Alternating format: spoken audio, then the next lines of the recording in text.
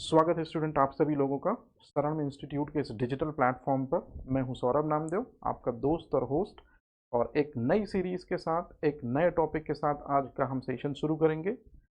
Topic को लाने का मेन मोटिव वही है स्टूडेंट कि यूट्यूब पर आपने खंगाल लिए होंगे बहुत सारे वीडियोस, लेकिन नहीं मिला होगा आपको FSAO खाद्य सुरक्षा अधिकारी का कोई भी लेक्चर। इस पर्टिकुलर टॉपिक में हमारी पूरी की पूरी कोशिश होगी कि स्टूडेंट घर बैठे इस चीज़ की प्रिपरेशन करे, इस चीज़ को आसान करे।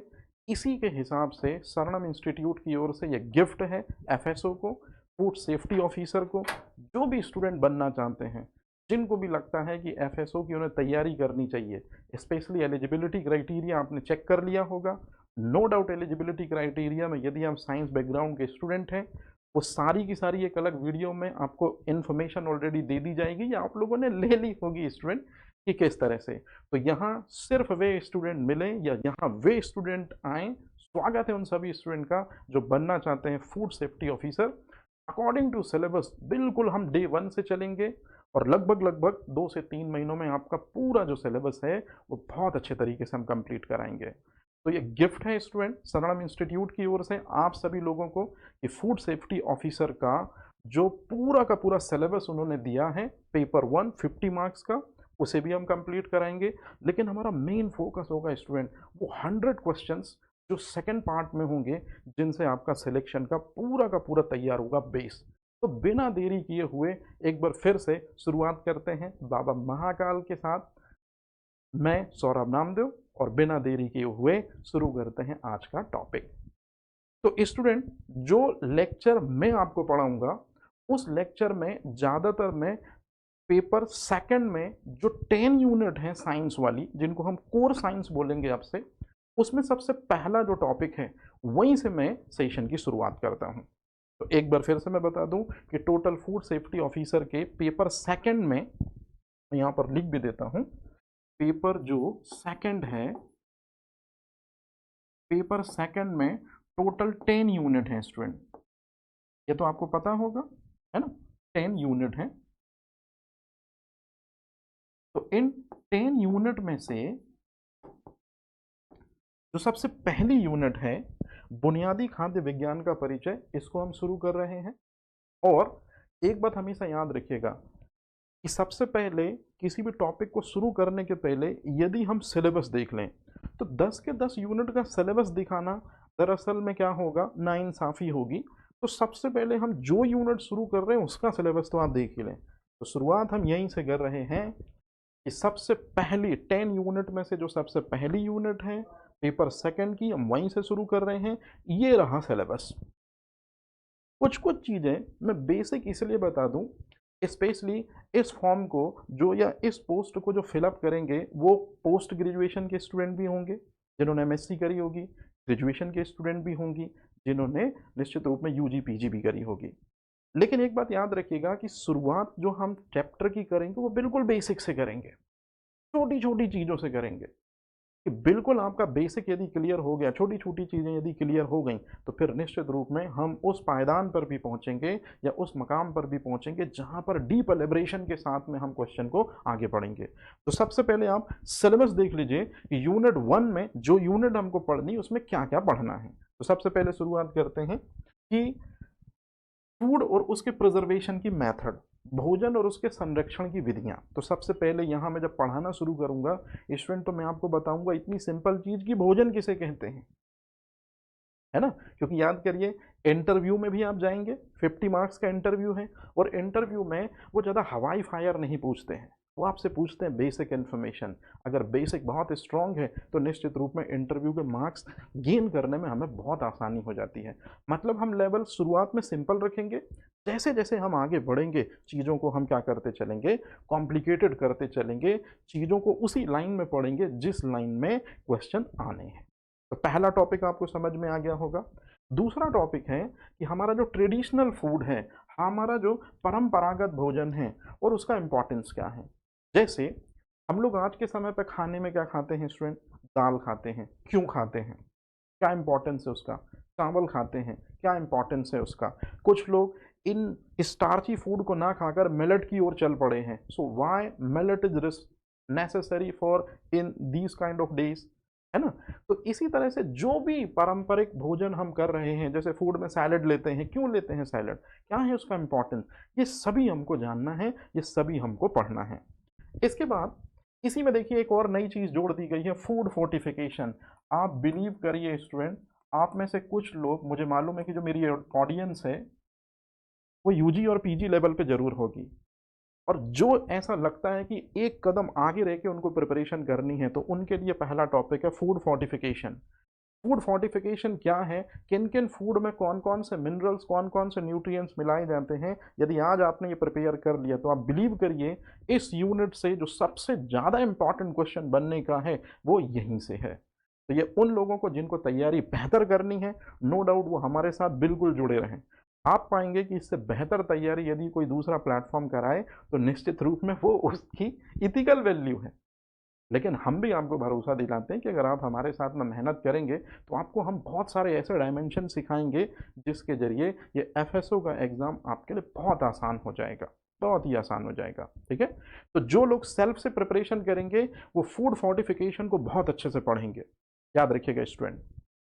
फिर इसके बाद है भारत में उचित भोजन की चुनौतियों के पहलू, मतलब ऐसे कौन कौन से रीज़न हैं जिस वजह से भारतीयों को पूर्णतया जो संतुलित आहार है, बैलेंस डाइट है, वो नहीं मिल पा रही है।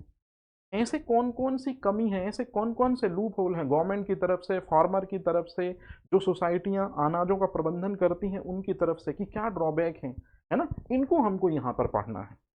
इसी में एक छोटा सा टॉपिक जोड़ दिया है स्टूडेंट, मध्य प्रदेश के आदिवासी भोजन। अब ये और भी इम्पॉर्टेंट है, मतलब जितने पॉइंट में इम्पॉर्टेंट मैं फोकस करूंगा, याद रखिएगा स्टूडेंट, ये बहुत इंपॉर्टेंट हो जाएंगे।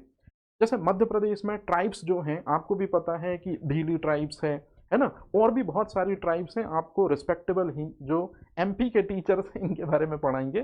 तो एमपी में जो जो ट्राइब्स पाई जाती हैं उनका फेवरेट फूड क्या है, या वो किस तरह की चीज़ों को खाते हैं, इसके बारे में भी आपको पढ़ना होगा, इसके बारे में भी आपको पढ़ना होगा। तो मैंने 2 चैप्टर आपको मार्क कराए स्टूडेंट, इनको आपको ध्यान रखना है। तीसरा जो है, ये एक ऐसा टॉपिक है स्टूडेंट, ये जो मैं लिख रहा हूँ ये मोस्ट इम्पॉर्टेंट है आपके लिए।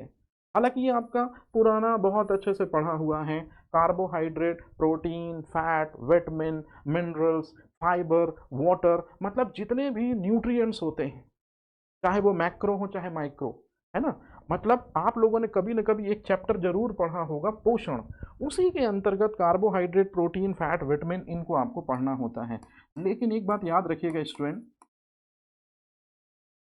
एफएसओ में जो क्वेश्चन आएंगे इस टॉपिक से रिलेटेड, जिसको मैंने मोस्ट इंपॉर्टेंट लिखा है, तो याद रखिएगा ऐसे क्वेश्चन बिल्कुल नहीं आएंगे कि फ्रूट शुगर किसे कहते हैं। यदि आ गए तो ये आपका लक है, हमेशा आपको क्वेश्चन देखने को मिलेंगे इन्वर्ट शुगर किसे कहते हैं, फेलिंग सोल्यूशन किस में यूज़ किया जाता है ना। आप लोगों ने कभी ना कभी पढ़ा होगा कि विटामिन B12 में कोबाल्ट धातु पाई जाती है, लेकिन एफएसओ के एग्जामिनेशन में आप देखेंगे कि कौन से टेस्ट से कंफर्म होता है कि ये मेटल पाई जाती है कोबाल्ट, सोडियम नाइट्रोक्लोराइड, मतलब लेवल हैवी होगा। और हम भी बिल्कुल हैवी लेवल के साथ ही चलेंगे स्टूडेंट, मतलब जो न्यूट्रिशन आपने 10th और 12th में पढ़ा होगा बिल्कुल हम वही लेवल रखेंगे जो कि यूजी और पीजी में दिया जाता है एस्पिरेंट को। तो याद रखिएगा कि हम ये चीज़ें पढ़ेंगे, लेकिन थोड़ी सा क्या करेंगे, इनको थोड़ा हेवी वैल्यू के साथ पढ़ेंगे।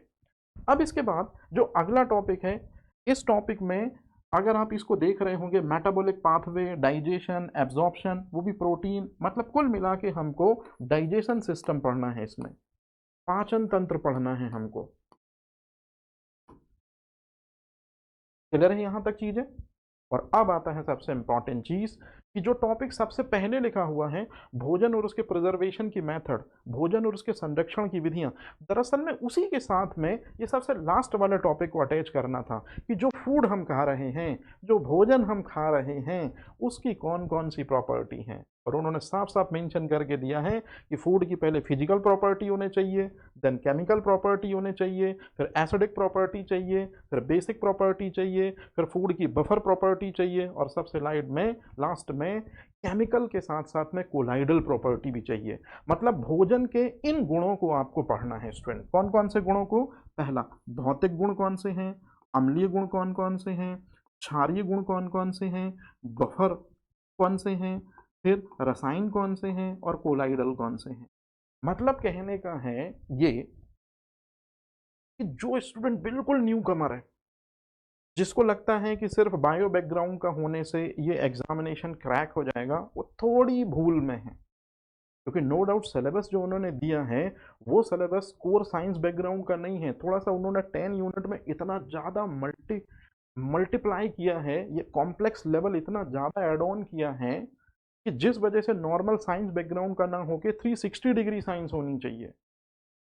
क्लियर है ये चीज़? क्योंकि एक साइंस स्टूडेंट को ये सारी चीज़ें पता होंगी, लेकिन ये ट्राइब्स वगैरह ये चीज़ नहीं ऐड कर दी उन्होंने, है ना। इसी तरह से ये फूड फोर्टिफिकेशन, ये कुछ चीज़ें नहीं ऐड कर दी। तो मैं वही कह रहा हूँ कि सिलेबस को आपने देख लिया कि यूनिट 1 में ये टॉपिक है, इनको हमको पढ़ना है। और अब हम बिना देरी के, बिना किसी फालतू की बकवास के हम शुरू करते हैं अपना सबसे पहला टॉपिक। और हमारा सबसे पहला टॉपिक है फूड के इम्पॉर्टेंट प्रॉपर्टी, जिसमें ये सारी जो चीज़ें आपको दिख रही हैं इनके बारे में हम पढ़ना शुरू करेंगे। तो चलिए बिना देरी किए हुए शुरू करते हैं स्टूडेंट आज का टॉपिक। और आज के टॉपिक में हम फूड की इम्पॉर्टेंट जो प्रॉपर्टी हैं उनके बारे में पढ़ना शुरू करेंगे। चलिए तो शुरू करते हैं बाबा महाकाल के नाम से आज का टॉपिक। जैसे कि इस लेक्चर को डिज़ाइन करने का जो मेन पर्पस मैंने रखा था कि सीनियर स्टूडेंट भी बहुत अच्छे तरीके से चीज़ों को कवर कर पाएँ, और जो बिल्कुल बेसिक से स्टूडेंट प्रिपरेशन करना चाहते हैं, स्पेशली गर्ल्स, और स्पेशली वे स्टूडेंट जो रूरल एरियाज़ में रहते हैं, उस तरह से उनकी प्रिपरेशन नहीं हुई है, लेकिन उनको लगता है यदि इस एग्ज़ाम को वो क्रैक करेंगे या इस एग्ज़ाम को वो पढ़ेंगे बहुत अच्छे से तो क्रैक ईजी कर सकते हैं। तो उनके लिए बिना देरी किए हुए मैं शुरू कर रहा हूँ। सबसे पहले हम बेसिक इन्फॉर्मेशन लेंगे स्टूडेंट। बेसिक इन्फॉर्मेशन इसलिए लेंगे ताकि आपके इंटरव्यू की चीज़ें कवर हो जाएं जो 50 मार्क्स की आनी है। और जैसे ही आपका बेसिक कवर हुआ, मतलब इंटरव्यू लेवल कवर हुआ, तो फिर हम सब्जेक्टिव की तरफ चल पड़ेंगे जो क्वेश्चन हमको मिलेंगे। तो चलिए बिना देरी किए हुए हम शुरू कर रहे हैं टॉपिक को। और पहले हम बेसिक इन्फॉर्मेशन देख रहे हैं फूड से रिलेटेड। तो चलिए देखिए, सबसे पहले जब हम चैप्टर पढ़ना शुरू करते हैं तो भोजन के गुण हमसे पूछे हैं, पहले हम भोजन के बारे में ही पढ़ लेते हैं स्टूडेंट। ये फूड क्या होता है, ठीक है। तो चलिए फूड क्या होता है। अब यदि मैं आपसे पूछूं कि आपसे अगर इंटरव्यू में पूछा गया कि फूड क्या होता है, भोजन क्या होता है, तो क्या बोलेंगे आप। और इंटरव्यू पैनल पे आपको बिल्कुल रियल और इथिकल चीज़ें बोलनी होती हैं। और रियल इथिकल आप तब बोल पाओगे जब रियल और इथिकल आपने पढ़ा होगा, समझा होगा। तो अब सुनिए मुद्दे की चीज़। जैसे अगर कभी आपसे क्वेश्चन पूछा जाए कि बेटा भोजन क्या है, तो ये जो थाली आपको दिख रही है, इस थाली में ही दरअसल में आपको बहुत सारे इंग्रेडिएंट दिख रहे हैं, या ये थाली में जो जो चीज़ें आपको दिख रही हैं यही कहलाती हैं भोजन। तो अब कोई अगर आपसे पूछे कि भोजन क्या है, तो आप शुरुआत करेंगे यहाँ से जो मैं समझा रहा हूँ। स्टूडेंट, जो भोजन होता है वो एक तरह का ऐसा खाद्य पदार्थ होता है जिसको कोई भी जीवधारी खाकर, जैसे भोजन को हमेशा लिविंग एंटिटी ही क्या करेगा, इनटेक करेगा। कभी भी नॉन लिविंग चीज के लिए फूड की वैल्यू नहीं होगी। हमेशा सजीवों के द्वारा ही भोजन को ग्रहण किया जाएगा, हमेशा सजीवों के द्वारा ही भोजन को यूज किया जाएगा। नॉन लिविंग एंटिटी के लिए भोजन की कोई वैल्यू नहीं है। जैसे मरने के बाद सोने चांदी हीरे मोती, है ना, ऑक्सीजन, रिश्तेदार, इनकी कोई वैल्यू नहीं होती है। बिल्कुल इसी तरह से मरने के बाद भोजन की वैल्यू उस व्यक्ति के लिए नहीं होगी। सिर्फ और सिर्फ फूड की वैल्यू जो होती है वो किसके लिए होती है, सजीवों के लिए, जीवित व्यक्तियों के लिए। तो जब भी कोई सजीव या जब भी कोई जीवित व्यक्ति भोजन को ग्रहण करता है, तो भोजन को ग्रहण करता है, जैसे वो रोटी को ग्रहण करता है मतलब रोटी खाता है, चावल को ग्रहण करता है मतलब चावल खाता है, सब्जी को ग्रहण करता है मतलब बहुत सारे मिनरल्स, बहुत सारे विटामिन्स को अपने बॉडी के अंदर लेता है। तो भोजन को ग्रहण करने का मेन पर्पस है कि भोजन के अंदर बहुत सारे ये छुपे होते हैं स्टूडेंट। क्या छुपे होते हैं, पोषक तत्व। तो भोजन को ग्रहण करने का मतलब है कि व्यक्ति भोजन के माध्यम से अपने शरीर के अंदर पोषक तत्वों को उपलब्ध कराता है। जैसे व्यक्ति रोटी खाता है मतलब स्टार्च को अवेलेबल कराता है, व्यक्ति चावल खाता है मतलब स्टार्च को अवेलेबल कराता है, व्यक्ति दाल खाता है मतलब प्रोटीन को अवेलेबल कराता है, व्यक्ति जो है सब्जियां खाता है और सब्जियों में ही भर भर कर विटामिन और मिनरल्स होते हैं मतलब उनके अवेलेबल कराता है। मतलब भोजन वह विषय वस्तु है जिसमें ये चीज भरे होते हैं, पोषक तत्व सम्मिलित होते हैं। तो आपसे कभी भी कोई क्वेश्चन पूछे कि भोजन क्या होता है, तो भोजन की वैल्यू हमारे लिए इसलिए है स्टूडेंट क्योंकि भोजन में carbohydrate, protein, fat, vitamin, mineral ये सब भर भर कर होते हैं, मतलब पोषक तत्व समाहित होते हैं। अब जो भोजन होता है जब भी आप उसकी डेफिनेशन देंगे तो ये चीज़ जरूर बोलेंगे कि भोजन सॉलिड होता है, भोजन लिक्विड फॉर्म में भी होता है, और भोजन जो होता है वो सेमी सॉलिड फॉर्म में होता है जैसे दलिया वगैरह। तो भोजन की ये तीन व्यू जो है वो आपको याद रखनी है कि भोजन सॉलिड भी हो सकता है, लिक्विड भी हो सकता है और निश्चित रूप में सेमी सॉलिड फॉर्म में भी हो सकता है। और यदि कोई व्यक्ति, अच्छे से सुनिएगा, जैसे ये बच्चा दिख रहा है, ये बच्चा पिज्ज़ा खा रहा है, मतलब पिज्ज़ा यदि भोजन हो गया तो बच्चे के द्वारा भोजन को ग्रहण करना, इस एक्शन को, इस क्रिया को कहते हैं स्टूडेंट न्यूट्रिशन। मतलब पोषण दरअसल में एक ऐसी जैव रासायनिक क्रिया है जिसमें सजीव भोजन को ग्रहण करते हैं। मतलब आपसे लाइफ में कभी क्वेश्चन पूछा जाए कि पोषण क्या है तो आप कहेंगे किसी सजीव के द्वारा भोजन ग्रहण करने की प्रक्रिया। मैं यहां लिख देता हूं स्टूडेंट, ये इंपॉर्टेंट चीज है कि सजीव के द्वारा, किसी सजीव के द्वारा भोजन को जो ग्रहण किया जाता है, भोजन ग्रहण करने की क्रिया, जिसे हम साइंस में प्रक्रिया बोल देते हैं,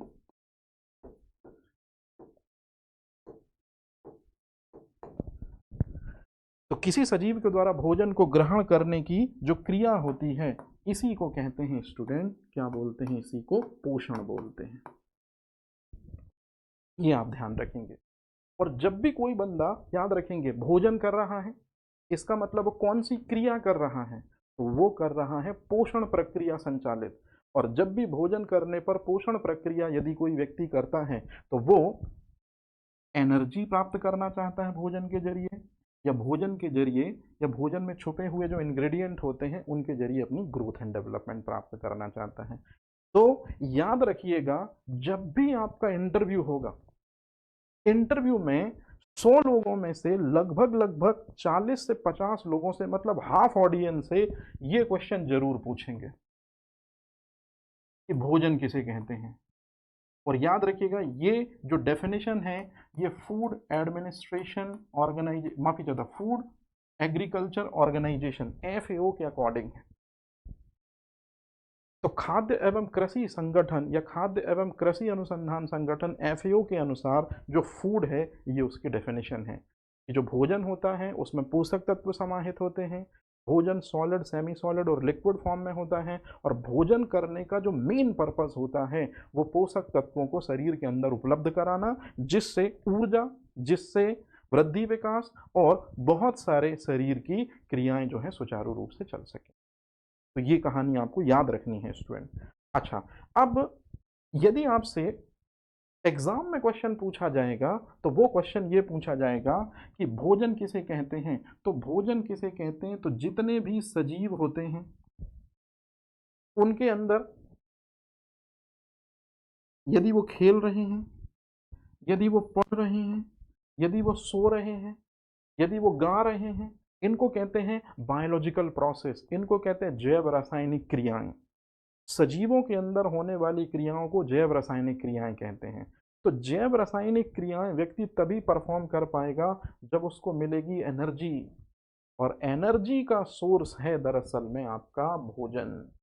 तो अगर आपको क्वेश्चन आया कि भोजन से क्या प्राप्त होता है, तो भोजन से पोषक तत्व प्राप्त होते हैं, पोषक तत्वों से ऊर्जा और वृद्धि विकास प्राप्त होता है, और जो भोजन करने की क्रिया है उसे हम कहते हैं पोषण। और याद रखिएगा, पोषण के माध्यम से ही कोई भी व्यक्ति अपने शरीर के अंदर की जो जैव रासायनिक प्रक्रियाएं हैं उनको समुचित तरीके से प्रबंधित कर सकता है।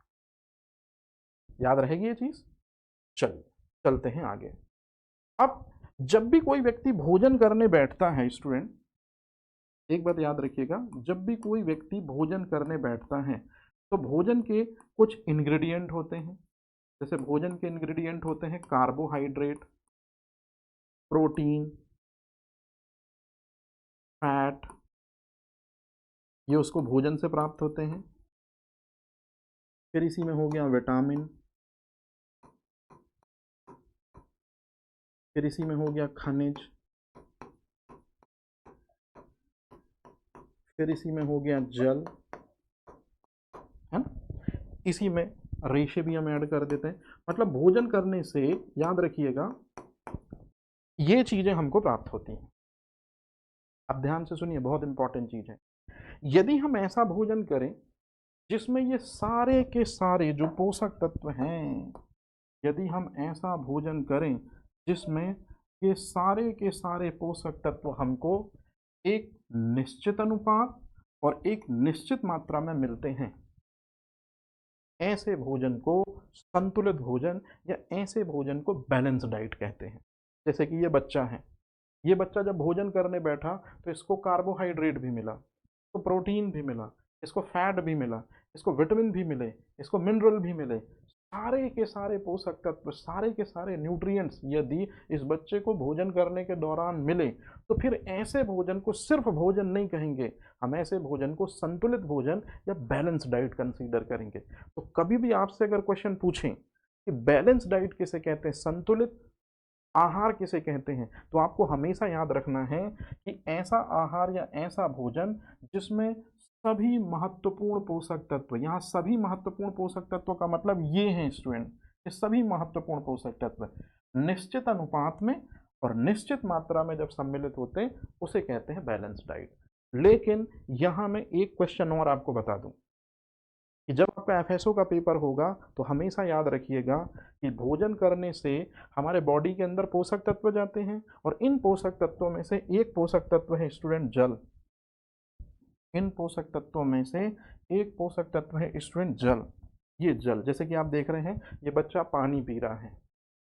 पहला क्वेश्चन एफएसओ का स्टैंडर्ड, वाटर कैलोरी फ्री होता है, पानी शरीर को कोई ऊर्जा नहीं देता है। यदि आप बहुत ज़्यादा प्यासे हैं और आपने पानी पी लिया है और आपके माइंड में थॉट आया कि मेरे को पानी से एनर्जी मिल जाएगी, मतलब आप निहायत ही बेवकूफ़ हैं बायोलॉजिकल, क्योंकि water doesn't gives any energy, क्योंकि वाटर के पास एनर्जी ही नहीं होती है। तो याद रखिएगा इन सारे के सारे जो भी आप पोषक तत्व देख रहे हैं, जैसे कि ये जो इमेज आप देख रहे हैं, ये बच्चा पानी पी रहा है, पानी शरीर को ऊर्जा प्रदान नहीं करता, ब्रह्म सत्य है ये, यूनिवर्सल ट्रूथ है ये। लेकिन क्यों नहीं करता, क्योंकि पानी की जो कैलोरीफिक वैल्यू होती है, पानी का जो ऊष्मीय मान होता है वो शून्य होता है। तो कैलोरीफिक वैल्यू जो होती है वाटर की वो कैसी होती है स्टूडेंट, जीरो होती है। इसी वजह से पानी हमारे बॉडी को एनर्जी नहीं देता। तो ये चीज़ आपको याद रखनी है कि इनमें से कौन सा पोषक तत्व शरीर को ऊर्जा नहीं देता, कौन कैलोरी फ्री है, तो याद रखेंगे वाटर। लेकिन सिर्फ वाटर नहीं स्टूडेंट, वाटर के अलावा जो फ्रूट एंड वेजिटेबल्स होते हैं उनमें भर भर कर विटामिन होते हैं और उनमें भर भर कर खनिज होते हैं।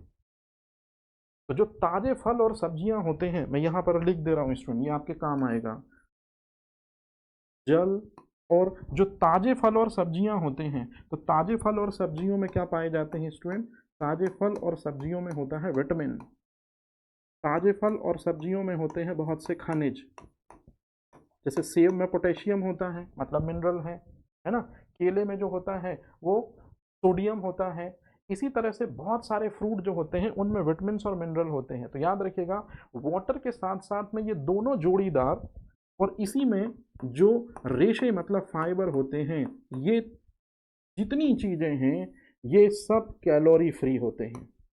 और जब भी लाइफ में हम ये वर्ड लिखते हैं कैलोरी फ्री, तो आपको पता है कैलोरी किसकी यूनिट है स्टूडेंट, एनर्जी की यूनिट है, और फ्री का मतलब होता है जीरो। मतलब कौन से पोषक तत्व हैं जो शरीर को ऊर्जा प्रदान नहीं करते हैं, तो ना जल से शरीर को ऊर्जा मिलती, न विटामिन से शरीर को ऊर्जा मिलती, न खनिज से शरीर को ऊर्जा मिलती, न फाइबर से शरीर को ऊर्जा मिलती। याद रखेंगे, ये बहुत इंपॉर्टेंट क्वेश्चन। हमेशा जो एनर्जी मिलती है वो आपको मिलती है कार्बोहाइड्रेट, प्रोटीन और फैट से। इसलिए तो इनको आप कहते हैं मैक्रोन्यूट्रिएंट्स, इनको तो कहते हैं वृहद पोषक तत्व। पढ़ेंगे इसके आगे। अब एक चीज है, पोषण किसे कहते हैं, तो मैं अपने तरीके से पहले आपको समझाता हूं, बहुत सिंपल तरीके से।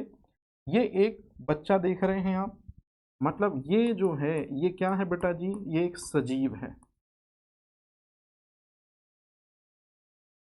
सजीव को एनर्जी चाहिए, ग्रोथ एंड डेवलपमेंट चाहिए। इसके लिए वो क्या करता है, इसके लिए वो भोजन ग्रहण करता है। अब मेरी बात बड़े ध्यान से सुनिए। आप लोगों ने हिंदी लिटरेचर में या हिंदी साहित्य में या बचपन में जब कभी हिंदी पढ़ी होगी तो वहां एक चीज पढ़ी होगी, कर्ता, कर्म और क्रिया। अच्छे से सुनिएगा, बहुत इंपॉर्टेंट चीज समझा रहा हूं। शायद ये वो डायमेंशन है जो आपके टीचरों ने बचपन में नहीं समझाया होगा। सजीव जो है, जैसे ये बच्चा जो है ये कर्ता हो गया स्टूडेंट। और लाइफ में आप ये चीज तो बहुत अच्छे से मानते हैं कि लाइफ में अगर कहीं पर भी कर्ता है तो कर्ता हमेशा कर्म जरूर करेगा। तो जैसे भोजन को ग्रहण करना, तो भोजन को करना या भोजन जो है ये कर्म हो गया। और जब भी कर्ता और कर्म यदि आपको दिख गया तो फिर क्रिया होनी 100% जो है वो लाजमी है। यदि कर्ता है और कर्म है तो 100% वहां कोई ना कोई ये चीज जरूर होगी। और यही जो चीज है इसी को बायोलॉजी में जो है वो पोषण कहा जाता है। मतलब सजीव के द्वारा भोजन को ग्रहण करने की क्रिया जो है इसे पोषण कहते हैं। व्यक्ति के द्वारा फूड आइटम्स को एक्सेप्ट करके बॉडी के अंदर लेने की जो बायोलॉजिकल प्रोसेस है उसी को न्यूट्रिशन कहते हैं। मतलब कुल मिला के एक बात आप ध्यान रखिएगा स्टूडेंट, सिर्फ पोषण का मतलब ये नहीं होता है, पोषण का मतलब ये भी होता है। मतलब किसी शेर के जरिए किसी हिरण का शिकार करना, तो जरा दिमाग लगाइए। शेर हो गया कर्ता, मतलब परफॉर्मर, ये उसका शिकार है, मतलब ये हो गया भोजन। भोजन का मतलब हो जाएगा कर्म, मतलब फूड। और बताइए शेर जो है वो फूड के रूप में अगर हिरण को एक्सेप्ट करे तो इस पूरी की पूरी प्रोसेस को भी न्यूट्रिशन कहा जाएगा।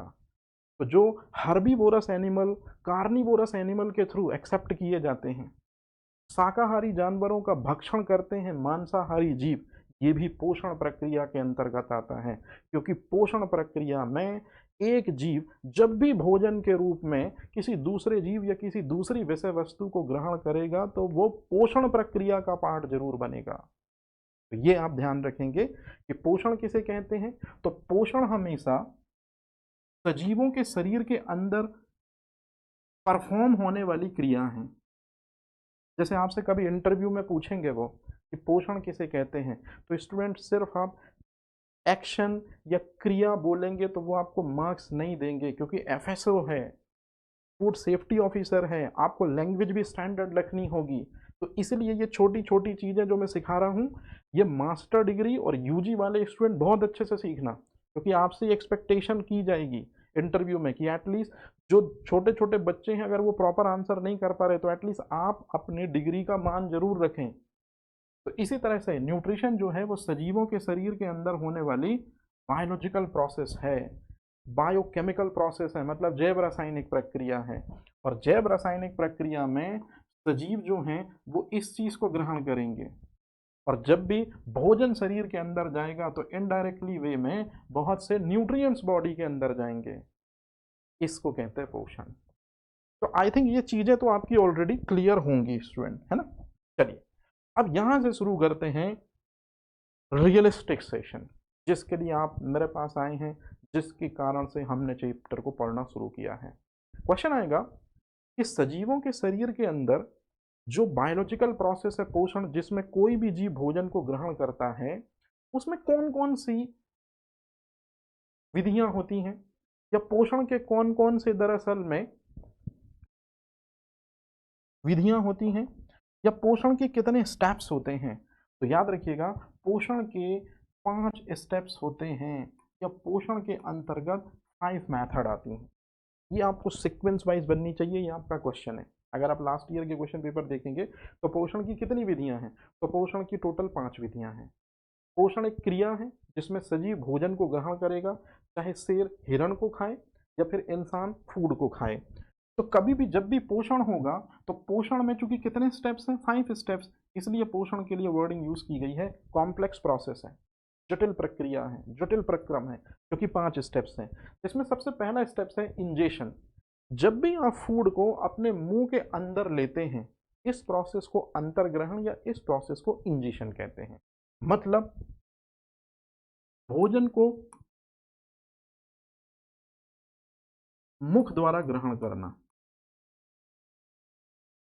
ये ऑलरेडी आपको पता है स्टूडेंट, है ना, मुख द्वारा ग्रहण करना। ये कौन सी प्रोसेस हो गई, ये न्यूट्रिशन का पहला स्टेप है। हम सब यही तो करते हैं। अब जैसे ही भोजन हमारे मुंह के अंदर जाता है, दांतों से छोटे छोटे पार्ट्स में चबाते हैं, उसमें सलाइवा मिलती है, यही सारी चीजें हैं। फिर दूसरा जो है पोषण की दूसरा जो स्टेप्स है वो है पाचन। ये आपसे भी इंटरव्यू में 101% पूछेंगे कि व्हाट इज डाइजेशन। चलिए सीनियर लॉबी से पूछता हूँ, क्योंकि जूनियर लॉबी का मेरे को मालूम है कि वो कहाँ तक पहुंचेंगे। जटिल भोज्य पदार्थों का सरल भोज्य पदार्थों में परिवर्तन पाचन कहलाता है, यही सीखा होगा आपने। लेकिन जो सीनियर लॉबी है, याद रखिएगा, कभी आपसे अगर पूछा जाए कि what is the meaning of digestion, तो आपको हमेशा कहना है कि जो फूड या जो भोजन हम कर रहे हैं उसकी इस चीज से क्रिया, ये डाइजेशन कहलाता है। फूड की एंजाइम से क्रिया डाइजेशन कहलाता है। अरे भाई, डाइजेस्टिव सिस्टम में आप जब पढ़ते हैं पाचन तंत्र, तो बेसिकली पाचन तंत्र में आपको किसके बारे में पढ़ना पड़ता है? पाचन तंत्र में हमको बहुत सारे एंजाइम एंजाइम एंजाइम ही तो पढ़ने पड़ते हैं, जो कि एक्सोक्राइन ग्लैंड का सिक्रीशन होते हैं, वही स्त्रावी ग्रंथियों का उत्पाद होते हैं एंजाइम। तो ये वो चीज है। अवशोषण, तो जो भोजन जब जटिल से सरल में परिवर्तित हो जाता है, तो अवशोषण जो है वो हमेशा स्मॉल इंटेस्टाइन का फंक्शन होता है। मतलब छोटी आंत में जो माइक्रोविली पाए जाते हैं या छोटी आंत में जो माइक्रोविलाई होते हैं, यही एब्जॉर्प्शन का काम करते हैं। मैं आगे बताऊंगा आपको ये चीज, हालांकि ये आपने पढ़ा होगा। स्वांगीकरण में स्टूडेंट सबसे ज्यादा फंसता है, चाहे सीनियर हो चाहे जूनियर। कई बार ये क्वेश्चन मेरे को पढ़ाते हुए स्टूडेंट बोलते हैं कि सर ये चीज नहीं समझ में आती है कि न्यूट्रिशन की जो मेथड है उसमें अक्सर करके थर्ड तक स्टूडेंट से चीजें बन जाती हैं। ये स्वांगीकरण मतलब एसिमिलेशन क्या होता है? तो एसिमिलेशन का मतलब होता है पचे हुए भोजन का शरीर द्वारा उपयोग में लाना। क्या मतलब हुआ पचे हुए भोजन का शरीर द्वारा उपयोग में लाना, जिसको एसिमिलेशन कहते हैं? मैं समझाता हूँ स्टूडेंट, मैं यहाँ लिख देता हूँ। जैसे आप लोग रोटी खाते हैं, आप लोग चावल खाते हैं, रोटी और चावल में क्या होता है स्टूडेंट? स्टार्च। स्टार्च आपके शरीर के अंदर किस में टूटता है? ग्लूकोज में। याद रहेगा, ग्लूकोज का एब्जॉर्प्शन कौन करेगा? स्मॉल इंटेस्टाइन की माइक्रोविली। अब इस ग्लूकोज से माइट्रोकॉन्ड्रिया की हेल्प से, ये एमटी मतलब हो गया माइट्रोकॉन्ड्रिया, तो इस ग्लूकोज के जरिए जब ये ग्लूकोज माइट्रोकॉन्ड्रिया में पहुंचेगा तब आपको मिलेगी ऊर्जा। ये है स्टूडेंट एसिमिलेशन, ग्लूकोज के द्वारा शरीर को ऊर्जा प्रदान करवाना, इसको कहते हैं स्वांगीकरण। पचे हुए भोजन का शरीर द्वारा उपयोग में लाना, तो शरीर ने ग्लूकोज को किस रूप में उपयोग में लाया? ऊर्जा प्रदान करके। इसी तरह से आपने कोई प्रोटीन सोर्स खाया स्टूडेंट, आपने दाल वगैरह खाई, तो यदि आपने प्रोटीन का कोई सोर्स लिया है तो प्रोटीन किस में टूटा स्टूडेंट? एमिनो एसिड में टूटा।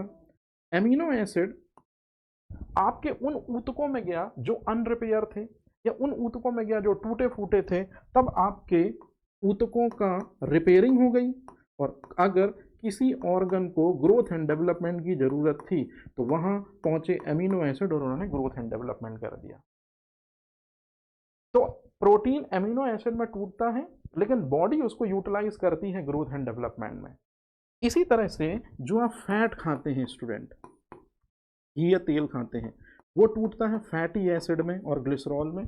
और फैटी एसिड और ग्लिसरॉल में टूटता है जो फैट, उसी से आपकी बॉडी मस्कुलर बनती है, और कार्बोहाइड्रेट के बाद फैट भी आपको एनर्जी प्रदान करता है। तो शरीर के द्वारा पचे हुए भोजन का अवशोषण या शरीर के द्वारा पचे हुए भोजन को शरीर द्वारा उपयोग में लेने को ही हम क्या कहते हैं, एसिमिलेशन। तो ये जो फूड है इसको बॉडी ने इस तरह से यूटिलाइज किया, इसी को एसिमिलेशन कहते हैं। और सबसे लास्ट में होता है निष्कासन। निष्कासन का मतलब होता है ऐसा भोजन या ऐसा फूड जिसकी एंजाइम से रिएक्शन नहीं हो पाई है, फिर वही स्टूल या मल के रूप में बॉडी से एलिमिनेट हो जाएगा।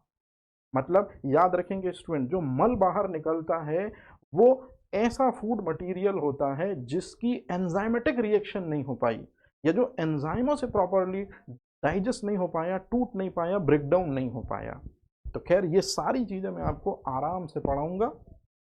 ये हैं ये हैं न्यूट्रिशन की 5 मेथड। पहली अंतर्ग्रहण, दूसरी पाचन, तीसरी अवशोषण, चौथा स्वांगीकरण और लास्ट में है डिफेक्शन मतलब निष्कासन। यहां तक क्लियर है चीजें? स्टूडेंट याद रखिएगा, लेवल बेसिक से शुरू कर रहे हैं, लेकिन जैसे जैसे हम आगे बढ़ेंगे आप पाएंगे कि लेवल बहुत हैवी होता चला जाएगा। आप लोगों को छोटी छोटी चीजें सिर्फ इसलिए तैयारी कराई जा रही है क्योंकि इंटरव्यू पैनल के 50 मार्क्स भी आपके हाथों से क्यों जाए, क्योंकि मेरिट वहां से भी डिसाइड होनी है। तो कोई कई बार 1 या 2 नंबर की वजह से आप रह जाएं, इसलिए जब मैंने इस लेक्चर को प्लान करना शुरू किया तो ध्यान रखा इस बात का कि सिर्फ और सिर्फ वो 100 क्वेश्चन जो सेकंड पार्ट में है उन पर फोकस न कराया जाए। उसके अलावा भी इंटरव्यू के क्वेश्चन बीच बीच में स्टूडेंट को बहुत अच्छे से प्रिपेयर करा दिए जाएं ताकि उनको कोई दिक्कत ना हो। अब अगली चीज, जो चैप्टर हम पढ़ रहे हैं स्टूडेंट, पोषण, इसका फादर किसे कहते हैं? कि फादर ऑफ न्यूट्रिशनल साइंस या पोषण विज्ञान का जनक हम किसे कहते हैं?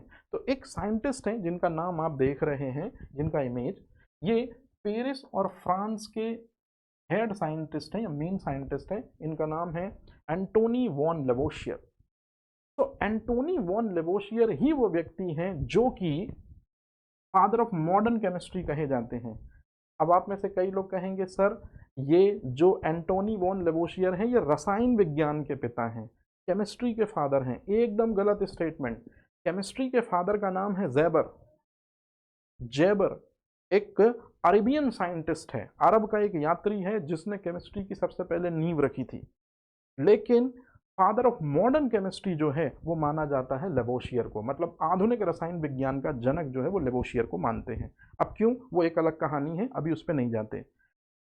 केमिस्ट्री वाला लेवोशियर न्यूट्रिशनल साइंस में क्या कर रहा है तो आप सुनिए अच्छे तरीके से। Power house of the cell mitochondria को कहते हैं, आपने पढ़ा होगा। क्यों कहते हैं? तो आपने ऐसा कुछ पढ़ा होगा कि माइटोकॉन्ड्रिया के अंदर ये चीज पहुंचती है स्टूडेंट, ग्लूकोज। माइटोकॉन्ड्रिया के अंदर ये चीज ऑलरेडी उसका बेसब्री से इंतजार कर रही होती है, और जैसे ही माइटोकॉन्ड्रिया के अंदर ऑक्सीजन पहुंचती है, ग्लूकोज पहुंचता है, एक साइकिल चल उठती है जिसे हम कहते हैं क्रेब्स साइकिल, या जिसे हम कहते हैं क्रेब्स चक्र। और इसी क्रेब्स चक्र के जरिए ग्लूकोज का ब्रेकडाउन होता है, CO2 और वाटर जैसे एक्सक्रीटरी सब्सटेंस बनते हैं, उत्सर्जी पदार्थ बनते हैं जिनको बॉडी की कोई नीड नहीं होती, इसलिए ये बॉडी से बाहर एलिमिनेट हो जाते हैं। और जो मेन चीज बचती है वो आपने मेरे से बेहतर पढ़ी होगी, 38 ATP एनर्जी या 673 किलो कैलोरी ऊर्जा। तो कहने का मतलब ये हुआ कि जो ये रिएक्शन जो आप हमेशा से पढ़ते हैं, ये रिएक्शन सबसे पहले एंटोनी वॉन लेवोशियर ने ही बताई थी, और उन्होंने इस रिएक्शन का नाम दिया था कि इसे ही कहते हैं ऑक्सी श्वसन। मतलब ऐसा रेस्पिरेशन, ऐसा श्वसन जिसमें ऑक्सीजन के जरिए ग्लूकोज का कंप्लीटली ब्रेकडाउन कराया जाता है, उसे ही एरोबिक रेस्पिरेशन कहते हैं। तो ये जो आप फॉर्मूला देख रहे हैं ना स्टूडेंट, ये एरोबिक रेस्पिरेशन ऑक्सी श्वसन का फॉर्मूला है। और ऑक्सी श्वसन में माइटोकॉन्ड्रिया के अंदर ग्लूकोज पहुंचती है, इसलिए ग्लूकोज को कहते हैं सेलुलर फ्यूल, मतलब कोशिकीय ईंधन, क्योंकि कोशिका के अंदर माइटोकॉन्ड्रिया में ग्लूकोज पहुंचता है और ऑक्सीजन से ब्रेकडाउन होता है। तो ग्लूकोज जब ऑक्सीजन से ब्रेक डाउन होता है माइटोकॉन्ड्रिया के अंदर, ये रिएक्शन, ये चक्र, ये एक्सक्रीटरी सब्सटेंस बनते हैं और मेन चीज ये बनती है स्टूडेंट, ये चीज। तो ये सबसे पहले फूड में से एनर्जी बनती है, इतने एटीपी, इतने किलो कैलोरी। इस महान शख्सियत ने ये स्टेटमेंट बताया था। इसी स्टेटमेंट की वजह से फादर ऑफ न्यूट्रिशनल साइंस का टाइटल हमने इनके हवाले कर दिया। जो आप बचपन से पढ़ते हैं ना, power house of the cell mitochondria को कहते हैं, वो लेवोशियर के द्वारा बताए गए स्टेटमेंट में से एक स्टेटमेंट है। तो याद रखेंगे स्टूडेंट कि ऑक्सी श्वसन के महत्व को सबसे पहले किसने समझाया, यही लाइन किसने समझाई, लेवोशियर ने। कार्बोहाइड्रेट का मेटाबॉलिज्म बोलते हैं, ये कार्बोहाइड्रेट हो गया ग्लूकोज, ऑक्सीजन से ब्रेक डाउन होना सिंपलर सब्सटेंस में, तो इसी को मेटाबॉलिज्म कहते हैं। तो कार्बोहाइड्रेट मेटाबॉलिज्म भी किसने समझाया, एंटोनी वॉन लेवोशियर। इसी वजह से एंटोनी वॉन लेवोशियर को हम क्या कहते हैं, फादर ऑफ न्यूट्रिशनल साइंस। मतलब यदि कोई आपसे पूछे कि एक प्रोसेस होती है, कभी ना कभी आपने लाइफ में सुना होगा दहन, या कभी ना कभी आपने सुना होगा श्वसन। तो दहन या श्वसन एक ऐसी प्रक्रिया है जिसमें oxygen must be necessary, oxygen हमेशा यूज होगी। तो दहन का मतलब है किसी भी चीज का जलना, जैसे माइटोकॉन्ड्रिया के अंदर ग्लूकोज जलता है ऑक्सीजन से, इसी तरह से श्वसन, तो ये एरोबिक रेस्पिरेशन है। तो दहन या श्वसन में, इग्निशन में मतलब कंबल्शन में और रेस्पिरेशन में ऑक्सीजन की नीड होती ही होती है। ये बात सबसे पहले लेवोशियर ने बताई थी। ये क्वेश्चन है स्टूडेंट आपका कि माइटोकॉन्ड्रिया को power house of the cell कहते हैं, ये बात सबसे पहले किसने बताई, एंटोनी वॉन लेवोशियर ने।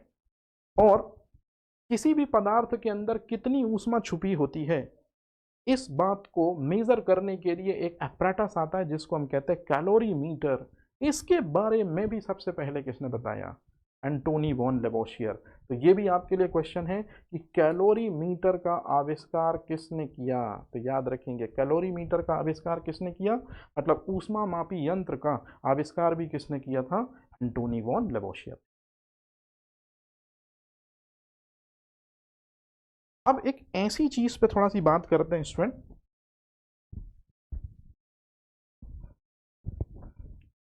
ये एक ऐसा कॉन्सेप्ट है जो इंटरव्यू में आपसे पूछा ही पूछा जाता है और प्रीलिम्स में भी इसमें से क्वेश्चन बनते ही बनते हैं।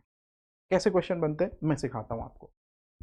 जैसे आपको पता है कि इंडियन परंपरा में या भारतीय संस्कृति में, याद करिए हम आज की बात नहीं कर रहे हैं, लेकिन आप अपने दादाजी और नाना को देखिएगा या दादी या नानी को देखिएगा, वो जब भी भोजन करने बैठती हैं, क्योंकि भोजन जीवन का आधार है, तो जब वो भोजन करने बैठती हैं तो आपने देखा होगा कि वो भोजन को आचमन देते हैं, जल से उसका क्या करते हैं, प्रॉपर जो है वो अभिषेक करते हैं, माल्य को प्रणाम करते हैं कि धन्यवाद, आज तूने हमारी मेहनत का फल हमको दिया और आज का तूने, मतलब कुल मिला के कहने का मतलब है कि प्राचीन समय से भोजन को न केवल एक दैनिक जीवन की विषय वस्तु बल्कि धार्मिक परिदृश्यता के साथ जोड़ा जाता था। शुद्धिकरण भाव से मनोचित शांत होकर स्नान ध्यान के बाद भोजन ग्रहण किया जाता था। कुछ साइंटिफिक व्यू समझ में आता है आपको, बिल्कुल, क्योंकि जैसा खाओगे अन्न वैसा रहेगा मन, ये है रियलिटी। तो वो सबसे पहला साइंटिस्ट, नाम उसका मैं पहले ही आपको बता देता हूं, हिप्पोक्रेट्स। ये हिप्पोक्रेट्स वो व्यक्ति है जिसने सबसे पहले भोजन करने को पोषण विज्ञान कहा। और यदि आप अच्छा भोजन करते हैं, बेहतर तरीके से पकाया हुआ भोजन करते हैं, अच्छे परिवेश में भोजन को बनाया गया है, साफ स्वच्छ पात्रों में बनाया गया है, शुद्धता के साथ बनाया गया है, वैचारिक और शारीरिक शुद्धि के साथ साथ में भोजन को बनाया गया है, याद रखिएगा, तो निश्चित रूप में जो भोजन है वही प्रसाद बन जाता है।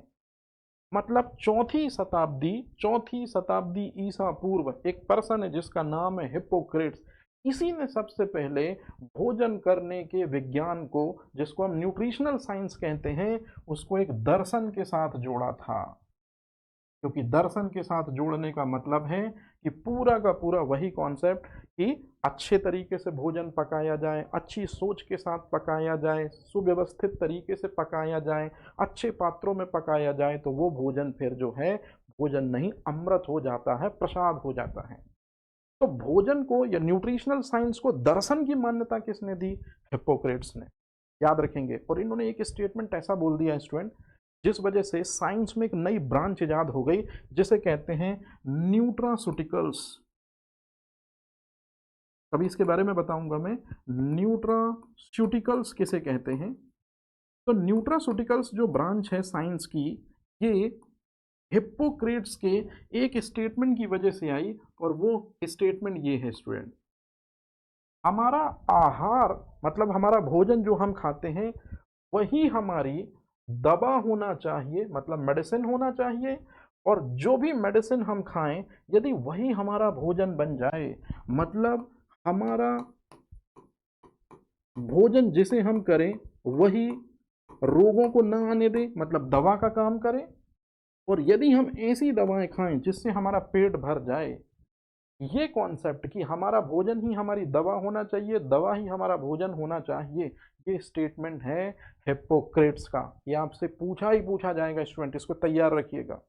और जब भी आपसे अगर ये पूछा ना जाए, इंटरव्यू में कोई पूछे कि भोजन की या पोषण की दर्शन में क्या व्याख्या है, तो आप यहीं से शुरू करेंगे।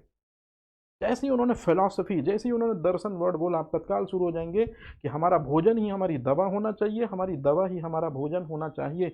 ये वर्ड सबसे पहले प्रयोग करने वाले व्यक्ति हैं हिप्पोक्रेट्स। अब हिप्पोक्रेट्स से रिलेटेड एक दो चीजें हैं जिनको आप सुन लीजिए, शायद आपके कॉम्पिटेटिव एग्जाम में काम आ जाए। हालांकि पोषण में तो नहीं आएंगे, एफएसओ में तो नहीं आएंगी।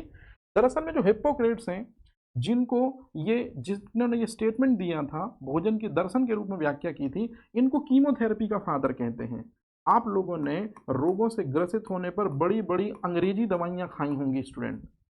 वो सारी अंग्रेजी दवाइयाँ एलोपैथिक मेडिसिन है, जिसको हिंदी में हम कहते हैं कीमोथेरेपी। यहाँ कीमो का मतलब है रसायन, थेरेपी का मतलब होता है चिकित्सा। तो रोगों से ग्रसित होने पर दवाइयों का उपयोग करने की पहली सलाह देने वाला बंदा भी यही है, नाम है हिप्पोक्रेट्स। और यही बंदा जो है हिप्पोक्रेट्स, इसी को यूनानी चिकित्सा पद्धति का पिता भी कहते हैं। तो ये कुछ ऐसे फैक्ट हैं जो हिप्पोक्रेट के आपको याद रखने हैं। लेकिन मेन चीज जो याद रखनी है वो यही है कि पोषण मतलब भोजन को दर्शन के रूप में मान्यता सबसे पहले किसने दी? हिप्पोक्रेट्स ने दी। और उससे भी इंपॉर्टेंट चीज जो आप ध्यान रखेंगे कि हमारा दवा ही हमारा भोजन होना चाहिए, हमारा भोजन ही हमारी दवा होना चाहिए। अब इसके पीछे का कॉन्सेप्ट क्या है ये समझ लें। हिप्पोक्रेट्स का कहना था कि टमाटर खाइए। हिप्पोक्रेट्स का कहना था कि आप टमाटर खाइए। जरा दिमाग लगाइए, यदि आप टमाटर खाते हैं तो टमाटर भोजन के रूप में उपयोग हो जाता, सब्जी में यूज करते हैं तो भोजन के रूप में उपयोगी हो गया। जैसे ही आप टमाटर खाते हैं तो आपका पेट तो भर ही जाता है। टमाटर में एक कंटेंट होता है लाइकोपिन, जो आपकी आंखों की रोशनी के लिए सबसे इंपॉर्टेंट होता है। तो यदि आप टमाटर खा रहे हैं तो आप अपनी आंखों को बेहतर कर रहे हैं लाइकोपिन मेडिसिन के थ्रू। यदि आप लहसुन खा रहे हैं, लहसुन से भी, लहसुन और प्याज ये दोनों के दोनों हम सब्जियों में यूज करते हैं, हमारे भोजन का पार्ट है, तो पोषण का पार्ट हो गए। तो यदि आप लहसुन और प्याज को खाते हैं तो आपका पेट तो भर जाता है, मतलब पोषण तो मिल गया। लेकिन लहसुन और प्याज में होता है सल्फर, और ये जो सल्फर होता है इसकी प्रॉपर्टी होती है एंटी माइक्रोबियल। मतलब आप याद करिए कि आप जो लोग भी लहसुन और प्याज का ज़्यादा यूज़ करते हैं वो बहुत कम बीमार पड़ते हैं। उसका कारण है कि लहसुन और प्याज में सल्फर पाया जाता है, specially sulphenic acid, not sulphuric acid, sulphenic acid. मैं यहाँ लिख दे रहा हूँ, लहसुन और प्याज में सल्फेनिक एसिड पाया जाता है, और इस सल्फेनिक एसिड में सल्फर एलिमेंट होता है। और यही सल्फर जो है हमारे बॉडी में जो बैक्टीरिया, वायरस, प्रोटोजोआ, फंगस जाते हैं उनके अगेंस्ट में फाइट करता है। तो यदि आप प्याज और लहसुन खाते हैं तो एंटी माइक्रोबियल एजेंट सल्फर की बॉडी में एंट्री कर लेते हैं, बहुत सारे माइक्रोब से फाइट करता है, इसलिए आप रोगी नहीं होते। तो यदि हम इस तरह का भोजन करें जो हमको मेडिसिनल वैल्यू भी दे, इस तरह का भोजन करें जो हमको न्यूट्रिशियस वैल्यू के साथ साथ में मेडिसिनल वैल्यू दे, इसी को कहते हैं न्यूट्रास्यूटिकल्स। न्यूट्रा का मतलब न्यूट्रिशन, सूटिकल्स का मतलब होता है पोषण, सूटिकल्स का मतलब होता है मेडिसिन। तो देखिए यहाँ पर एक टेबल मैं बना के लाया हूँ, जानबूझ कर ये मैंने टेबल बनाई है। इस टेबल के बनाने का मेन मीनिंग ये है स्टूडेंट कि इस टेबल में आपको दिख रहा होगा, क्या दिख रहा होगा, देखिए मैं बताता हूँ आपको।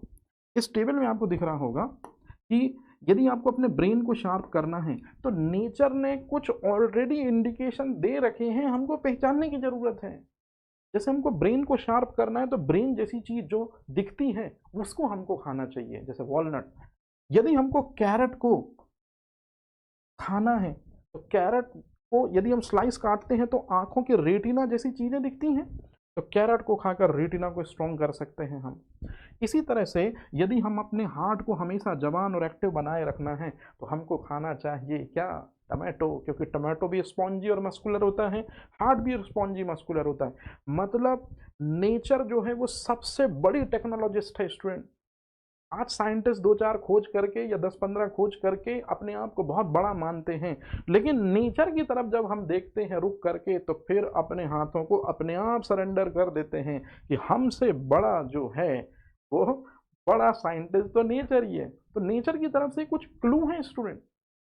जिस व्यक्ति का जो ऑर्गन वीक हो उससे रिलेटेड चीजें यदि आप खाते हैं, जैसे जिस व्यक्ति की पेंक्रियाज में प्रॉब्लम है तो निश्चित रूप में वो स्वीट पोटैटो ले सकता है। जिसको कानों को स्ट्रॉन्ग करना है, लिसनिंग कैपेबिलिटी जिसकी स्लो डाउन है, वो मशरूम यूज़ कर सकता है ना। जिसको ग्रैप्स वगैरह जो हैं, जैसे हमारे लंग्स में बहुत सारे एल्वियोलाई होती हैं, वायु कूपिकाएँ होती हैं अंगूर के गुच्छे जैसी, यदि आप अंगूर का या ग्रैप्स का सेवन करते हैं तो आपके लंग्स हेल्दी होते जाएंगे। मतलब हिप्पोक्रेट्स का वही कहना है कि ये जो भी आपको दिखाई दे रहे हैं फ्रूट्स, यदि रिस्पेक्टेबल फ्रूट्स आप खाएंगे तो रिस्पेक्टेबल ऑर्गन जो उन्हीं के जैसे हैं वो स्ट्रेंथफुल हो जाएंगे। और अब आता है सबसे इंपॉर्टेंट चीज, हिप्पोक्रेट के बारे में एक बात हमेशा जान लीजिए, आपको काम आएगी। जो स्टूडेंट एमबीबीएस है, मतलब जो भी स्टूडेंट एमबीबीएस की एजुकेशन कंप्लीट करते हैं वो चिकित्सा शास्त्र के विद्यार्थी होते हैं। जो student B pharma D pharma पढ़ते हैं वो भी चिकित्सा शास्त्र के विद्यार्थी होते हैं। तो एक बात हमेशा याद रखिए, चिकित्सा शास्त्र के विद्यार्थी जो होते हैं जब अपना ग्रेजुएशन कंप्लीट कर लेते हैं तो लास्ट में उनको जो औद दिलाई जाती है कि आप कभी भी पेशेंट का मिसयूज नहीं करेंगे, पेशेंट के अगेंस्ट में नहीं जाएंगे, उसकी चीज़ों को अपना समझेंगे, उसे प्रॉपर ट्रीटमेंट देंगे, उसके खिलाफ कभी भी किसी तरह की कोई एक्टिविटी में इन्वॉल्व नहीं होंगे जिससे उसको परेशानी हो। ये हिप्पोक्रेटिक ऑथ है। तो हिप्पोक्रेटिक ऑथ जो मेडिकल साइंस के स्टूडेंट लेकर अपनी जीवन यात्रा, या जीवन यात्रा नहीं कमर्शियल यात्रा शुरू करते हैं, वो हिप्पोक्रेटिक ऑथ ही है स्टूडेंट। याद रखिएगा ये चीज़, ठीक है। चलिए, अब ये कुछ ऐसे क्वेश्चन हैं जिन पे आप 100% फंसते हो, इसलिए मैंने स्टार्टिंग में बिल्कुल बेसिक से शुरुआत कराया। धीरे धीरे इनके वैल्यू आपको देखने को मिलेंगे। जैसे स्टूडेंट मैं एक बात बोलूं, भारत ग्लोबल हंगर इंडेक्स में बहुत लास्ट के पायदानों पे आता है।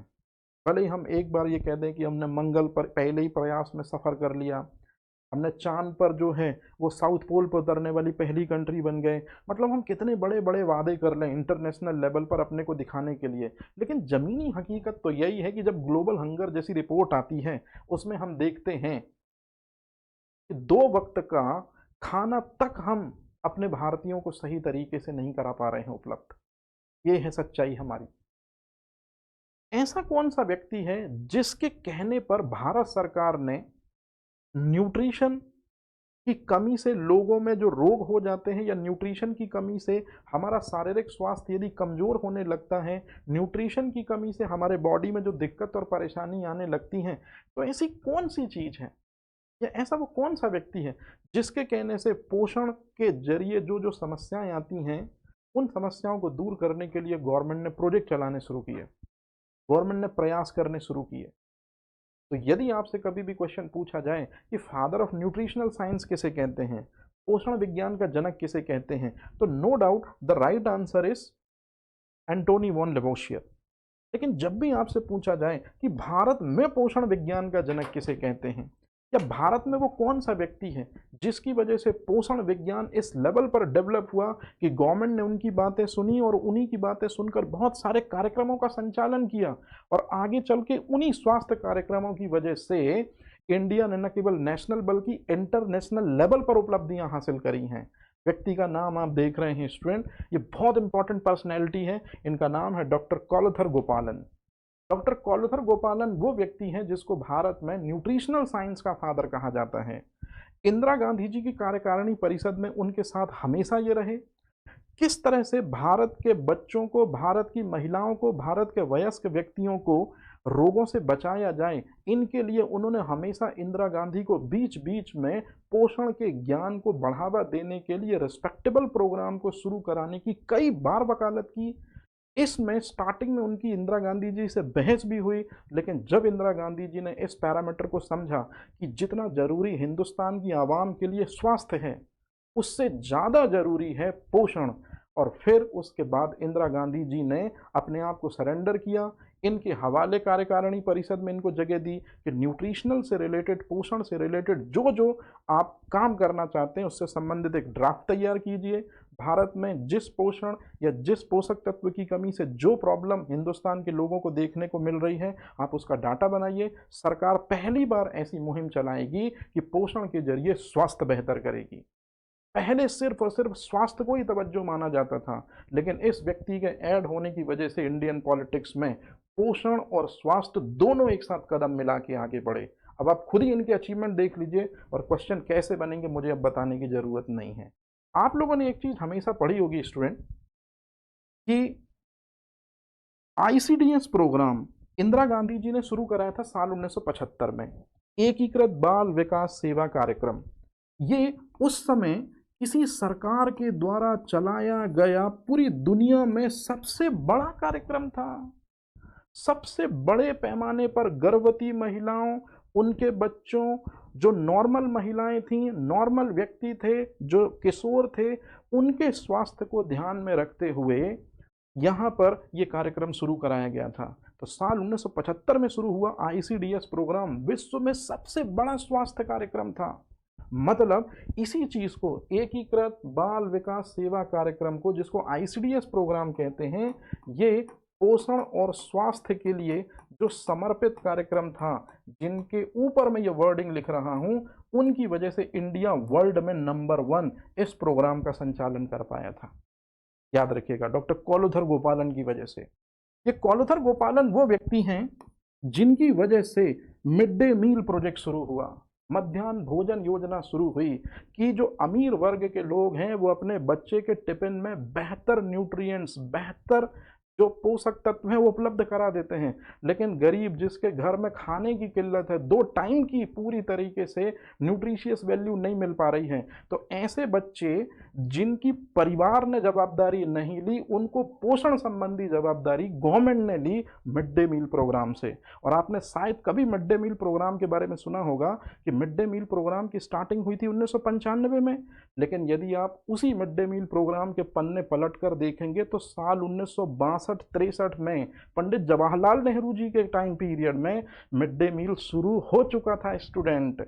इसी पर्सन ने शुरू कराया था, डॉक्टर कोलथर गोपालन ने, जिसकी आज के समय पे पोषण अभियान के जरिए नई गवर्नमेंट मलाई छांट रही है या मलाई काट रही है। आयोडीन की कमी से घींगा रोग होता है। साल 1962 में नेशनल ग्वाइटर प्रोग्राम जो शुरू करवाया था, जिसमें ये बोला था डॉक्टर कोलथर गोपालन ने कि जिनकी भी थायराइड ग्लैंड स्वेल हो जाती हैं, जिनको भी घींगा हो जाता है, उनको आयोडीन युक्त नमक का सेवन करना चाहिए। और ये आयोडीन युक्त नमक, आपको भी पता है कि एक सवाल होती है भूरी लेमिनेरिया जाति की, उसमें से सोडियम आयोडाइड या पोटेशियम आयोडाइड निकाल के नमक के साथ मिलाकर आयोडाइज्ड सॉल्ट बनाया जाता है, उसकी वकालत भी करी थी। मतलब स्वतंत्र भारत में पोषण रेवोल्यूशन लाने वाला सबसे पहला व्यक्ति, स्वतंत्र भारत में पोषण के जरिए स्वास्थ्य को बेहतर बनाने वाला व्यक्ति मेरे ठीक पीछे है, नाम है डॉक्टर कोलथर गोपालन। अब इससे रिलेटेड 2 फैक्ट मैं आपको और बता रहा हूं। हालांकि ये चीज़ें जब आप आगे पढ़ेंगे तो 10 यूनिट में से कहीं ना कहीं आपको बहुत से इंस्टीट्यूट पढ़ने होंगे न्यूट्रिशन से रिलेटेड। जो 2 न्यूट्रिशन से रिलेटेड मैं इंस्टीट्यूट आपको आज बता रहा हूं, इसको आप आज ही के आज तैयार कर लीजिएगा। आप देखिएगा कि पेपर में इनको जरूर जगह दी जाएगी। जिसमें से सबसे पहले है राष्ट्रीय पोषण संस्थान। ये क्वेश्चन पूछते हैं स्टूडेंट, कहां पर है ये राष्ट्रीय पोषण संस्थान? जहाँ से हर साल एक कोई ना कोई ऐसा स्टेटमेंट आता है कि जब आप पानी पिए तो बैठ कर पिएं, पानी पिएं तो घूंट घूंट करके पिएं, दूध को कभी भी लहसुन के साथ में यूज़ न करें, दूध के साथ में यदि आप केले को यूज़ करेंगे तो सबसे बेस्ट चीज़ें हैं। डायबिटिक पेशेंट जो हैं वो स्प्राउट्स यूज़ करें, स्टार्ची फूड ना यूज़ करें। मतलब पोषण से संबंधित एक से एक नई नई इन्फॉर्मेशन इसी संस्थान की ओर से जारी की जाती हैं और जो आप लोगों के लिए काफ़ी बेनिफिशियल होती हैं।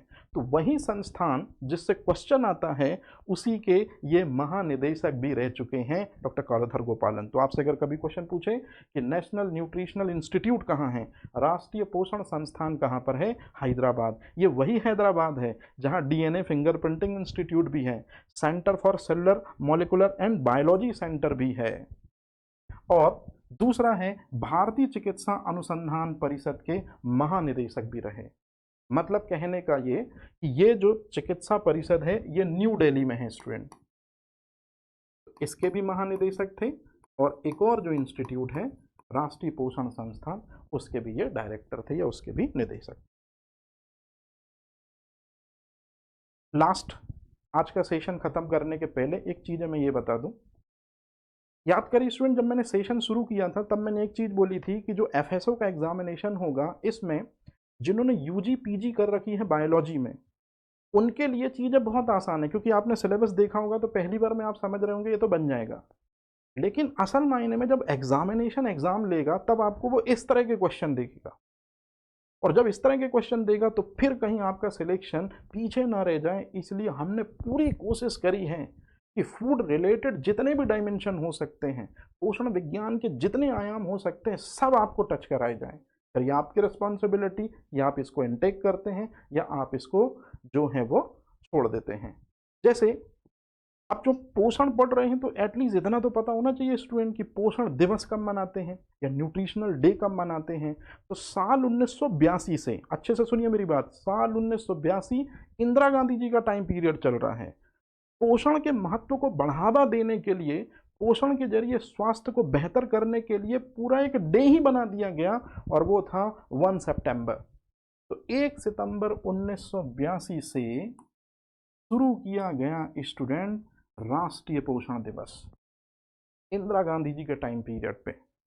लेकिन जैसे जैसे ग्लोबल हंगर इंडेक्स में हमारी पोजीशन पुछल्ले पायदान पर आने लगी, जैसे जैसे इंडियन लोगों में आयोडीन, आयरन है ना, कैल्शियम की कमी आने लगी, जैसे जैसे हिंदुस्तानी बच्चों में प्रोटीन की कमी से क्वासियोरकर मैरास्मस जैसी समस्याएं आने लगी, जैसे जैसे हिंदुस्तानी बच्चों में विटामिन की डेफिशिएंसी के रोग तेजी से बढ़ने लगे, गवर्नमेंट ने तत्काल न्यूट्रिशनल डे को और एलेबोरेट करते हुए न्यूट्रिशनल वीक के रूप में स्टेब्लिश किया, ताकि लोगों को पोषण के नए नए आयाम पता चले। इसलिए आया नेशनल न्यूट्रिशन वीक। 1 से 7 सितंबर तक ये मनाया जाता है, जिसमें गवर्नमेंट बहुत सारे पोषण से संबंधित योजनाओं को लोगों तक पहुंचाती है, उनको बताती है, उनका मार्गदर्शन प्रशस्त करती है। लेकिन अब कभी आपसे पूछा जाए कि भाई 2024 में, जो अभी कुछ समय पहले गया, और 1 सितंबर से 30 सितंबर, चूंकि पोषण में लगातार हिंदुस्तानियों के स्वास्थ्य में पोषण की वजह से गिरावट हो रही है, इसलिए गवर्नमेंट ने बिना देरी किए हुए 7वां राष्ट्रीय पोषण माह ही घोषित कर दिया। तो अगर आपसे क्वेश्चन पूछेंगे कि 2024 में जो राष्ट्रीय पोषण माह मना 1 से 30 सितंबर, मतलब सितंबर का पूरा महीना जो है वो न्यूट्रिशन के नाम रहा, ये कब से शुरू हुआ? तो याद रखिएगा 2024 में ये 7वां राष्ट्रीय पोषण माह रहा। और ये तीनों चीजें इसी तरह आपसे पूछी जाएंगी। जैसे अभी कुछ समय पहले आपने देखा होगा स्टूडेंट, उज्जैन में एक महाकाल कॉरिडोर में प्रसादम जो है ना, प्योर हाइजीनिक जो है उसको स्टार्ट किया गया। तो इसी तरह के जो क्वेश्चन है करंट अफेयर से रिलेटेड या इसी तरह की योजनाओं से रिलेटेड छोटी छोटी चीजें भी मैं आपको बताऊंगा, और आप देखिएगा कि ये चीज़ें आपके पेपर में काफ़ी हद तक भले ना आए लेकिन इंटरव्यू पैनल पे भी बेनिफिशियल साबित होंगी, और एटलीस्ट कुछ नहीं तो कम से कम आपका नॉलेज जो है वो ज़रूर एक्सपांड होगा। तो आज का सेशन हम यहीं रहने देते हैं, यहीं तक इसको क्लोज करते हैं। अब इसके बाद जब हम कल मिलेंगे तो कल मैं आपको इसके बाद रियल टॉपिक पर आ जाऊंगा, या कुछ चीज़ें छोटी सी और बची हैं तो ये मैं आपको कल यहाँ से, जैसे हमारा पोषक तत्व और इसका डिवीजन, ये हमको पढ़ना ही पढ़ना है। तो एक बार जैसा आपने रिस्पेक्टेबल अपने टीचर से 10th 12th graduation post graduation में पढ़ा है वैसे ही मैं पढ़ाऊंगा, लेकिन ध्यान में ये रखूंगा कि क्वेश्चन कैसे बनेंगे इसको मैं बताऊंगा कल। तो उम्मीद करता हूं कि आज का सेशन यदि आपने यहाँ तक देखा है, आपको समझ में आया है, तो आप निश्चित रूप में इस सेशन को दूसरों तक शेयर करें। और अगर आप शेयर नहीं कर सकते हैं, आपको लगता है, तो बस आप एक लाइक दे दें, इसी में हमारा काम हो जाएगा। और इसी तरह के और इन्फॉर्मेटिव वीडियो के लिए लगातार क्लासें बनी रहेंगी, नोट्स हमेशा अवेलेबल रहेंगे। किसी तरह की कोई प्रॉब्लम हो, कोई क्वेरी हो एफएसएस से रिलेटेड, ये एक नंबर स्क्रीन पर आपको शो हो रहा होगा, हर स्लाइड में मैंने डाला है, इसी वजह से इसको बिल्कुल आप कर सकते हैं। 24/7 आवर अवेलेबल है, लेकिन आप सब पढ़े लिखे व्यक्तित्व हैं, दिन में ही यूटिलाइजेशन करें, रात में भी सोना होता है, क्योंकि हम इंसान है स्टूडेंट, मशीन नहीं। और ये एक इम्पॉर्टेंट इन्फॉर्मेशन, हिंदी मीडियम में पढ़ा जरूर रहा हूँ, लेकिन यदि किसी इंग्लिश मीडियम एस्पिरेंट को लगता है कि उसको नोट्स चाहिए हैं जिस तरह से हम चल रहे हैं एज इट इज़, वो भी अवेलेबल हो जाएंगे।